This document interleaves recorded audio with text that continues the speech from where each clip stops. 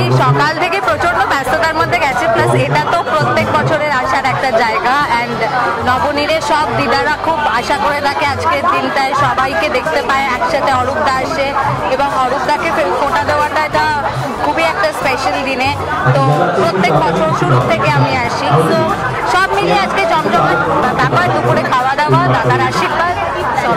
দাদাকে কি গিফট দিচ্ছ? দাদাকে কোনো গিফট দিই না, দাদা বড়, দাদা বোনেদের গিফট দেয়।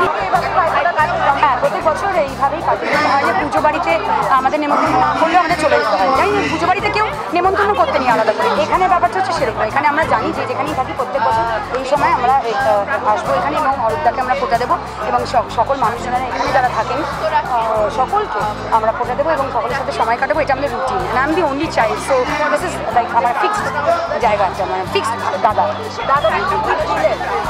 দাদাকে বুক ভরা ভালোবাসা দিয়েছি আপাতত, এবং দাদাকেই গিফট নিতে হবে। প্ল্যান করেছে নেওয়ার জন্য? হ্যাঁ, যা ভালোবেসে দেবো। এখন আপাতত দাদা বলেন আশীর্বাদটা নাও, তারপরে গিফট দেবো।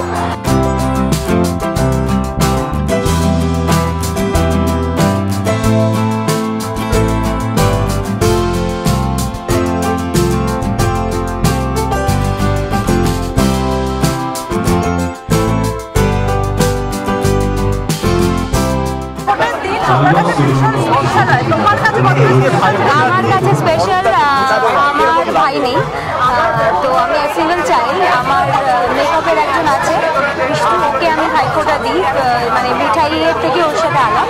তো 2 বছর হলো, এই নিয়ে 2 বছর হলো যেটা আমাকে গিফট দিয়েছে। আমার ভাইফোঁটার গিফট, ফার্স্ট গিফট।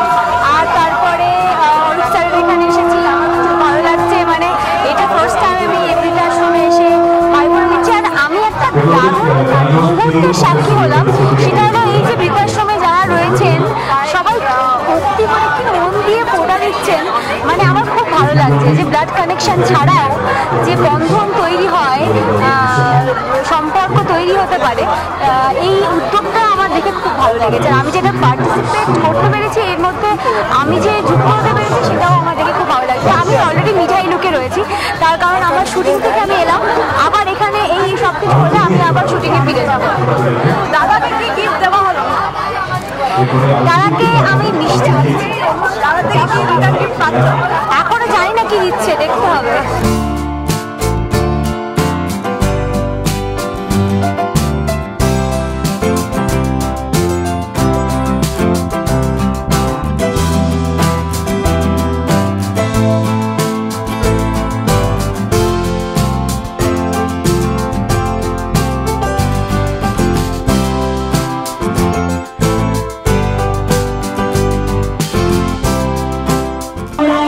এখানে আসি, তাই এটা আমার অ্যানুয়াল ইভেন্ট হয়ে গেছে। ভাইফোঁটা মানেই তোমরা আমাকে এখানে, আর হয়ে গেল তো ভালো লাগে। এটা গান শুরু হয়ে গেছে, গান পর্ব শেষ হলে খাওয়া পর্ব, খাওয়া দাওয়া দারুণ, ফাটাফাটি হবে। আমি চাইছি প্রত্যেক বছরের মতো, তারপরে গিফট নিয়ে বাড়ি যাওয়া।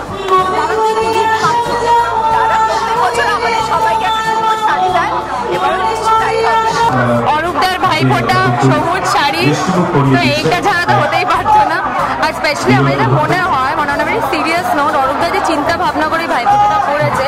আমরা যে বৃদ্ধাশ্রমে আছি, অনেকেই আছে যাদের বোন দিদি কেউ নেই, তাই তাদের জন্য এটা ভীষণ, এটা ইমোশনাল একটা জায়গা। আর অবশ্যই অরূপদা ডাকবে ভাইফোঁটায় আসবো না, গিফট নেবো না, হতে পারে। দাদাকে কি গিফট দিচ্ছ? দাদাকে মন ভরা ভালোবাসা, দাদার গিফটটাকে পাই সেই অপেক্ষায় আছি আমরা।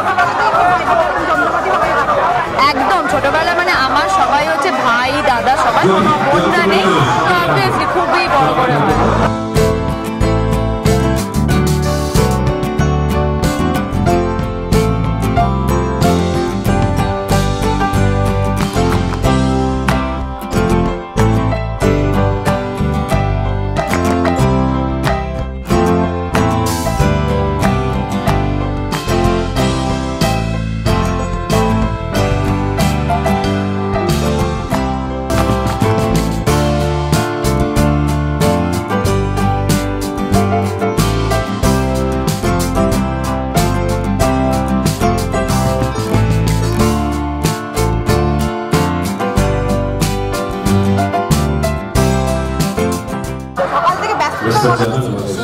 বলছি যে ওটা দেওয়ার থেকেও বড় কথা হচ্ছে এখানে আজকে যেখানে প্রোগ্রামটা হচ্ছে এবং এখানকার যারা গুরুজন আবাসিকরা রয়েছে তাদের সঙ্গে দেখা করার একটা বিশেষ উদ্দেশ্য ছিল।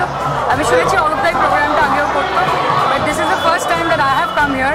এবং আমি মনে করি যে এটা একটা শুধুমাত্র সুন্দর উদ্যোগ না, এটা একটা মহৎ উদ্যোগ, কারণ এই সময় এখানে যারা থাকেন তাদের মনের একটা যত্নের প্রয়োজনীয়তা থাকে এবং সেটার দিকে তাকিয়ে সেটার কথা ভেবে এখানকার তৃণমূল কংগ্রেস এবং তার সঙ্গে অরূপদা আমাদের মিনিস্টার ওনারা এই উদ্যোগটা নিয়েছেন। I think it's fantastic.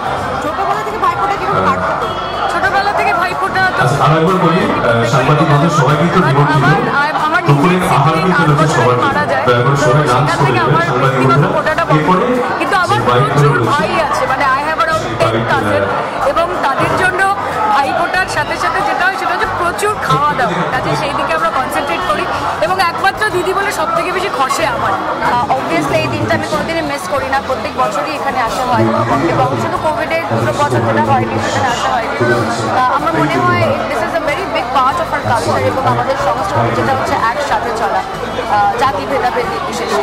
যেমন আমি মুসলমান হলেও আমার দাদার নাম অরূপ বিশ্বাস, তো এটা একটা ভালোবাসার টান, এটা সম্পর্কের টান, জাতি ভেদাভেদের নয়, এবং এটাই আমাদের বাংলার ঐতিহ্য, এটাই আমাদের বাংলার সংস্কৃতি এবং কালচার। দাদাকে কি গিফট দিচ্ছ তুমি?